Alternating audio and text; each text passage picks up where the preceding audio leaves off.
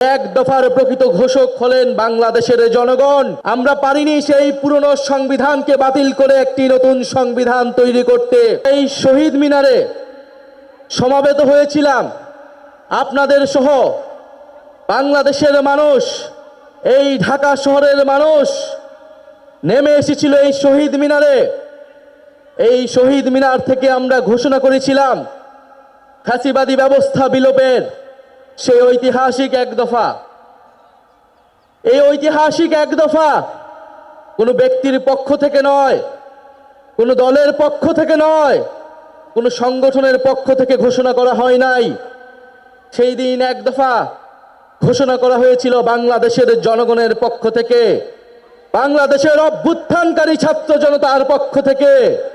ফলে এক দফার প্রকৃত ঘোষক হলেন বাংলাদেশের জনগণ, বাংলাদেশের অভ্যুত্থানকারী ছাত্র জনতা এবং আমাদের শহীদ ভাই ও বোনেরা।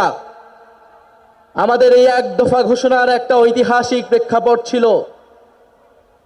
1/11-এর সময় থেকে আওয়ামী ফ্যাসিবাদের ভিত্তি তৈরি করা হয়েছিল। 15-16 বছর বাংলাদেশে কোনো গণতন্ত্র ছিল না, ভোটাধিকার ছিল না, গুম খুন নির্যাতন মানবাধিকার হরণ হয়েছে, গণহত্যা হয়েছে। সর্বশেষ কোটা সংস্কার আন্দোলন 2024-এ শিক্ষার্থীদের ন্যায্য আন্দোলনে সন্ত্রাসী ফ্যাসিস্ট পুলিশ বাহিনী নির্মমভাবে গুলি চালিয়ে আমাদের ভাই বোনদেরকে শহীদ করেছিল। আপনারা এই ইতিহাস সবই জানেন, আমি পুনরাবৃত্তি করব না। আজকে বাংলাদেশের জনগণ আর মেনে নিতে পারে নাই।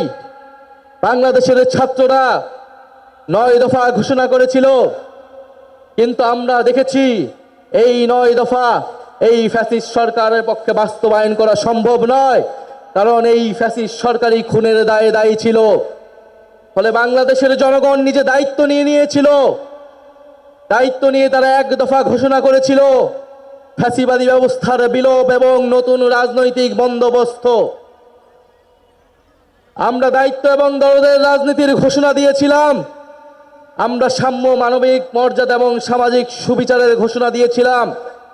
আমরা বলেছিলাম আমরা এমন একটা রাজনৈতিক বন্দোবস্ত প্রতিষ্ঠা করব যেখানে স্বৈরতন্ত্র আর কখনোই ফিরে আসতে পারবে না, যেখানে ফ্যাসিবাদ আর কখনোই ফিরে আসতে পারবে না।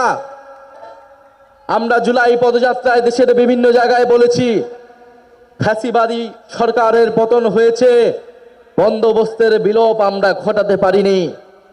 আজকে 1 বছর পরে এসে আমরা আমাদের সেই সীমাবদ্ধতার কথা, আমাদের ব্যর্থতার কথাও আপনাদেরকে বলতে এসেছি। আমরা পারিনি সেই পুরনো সংবিধানকে বাতিল করে একটি নতুন সংবিধান তৈরি করতে।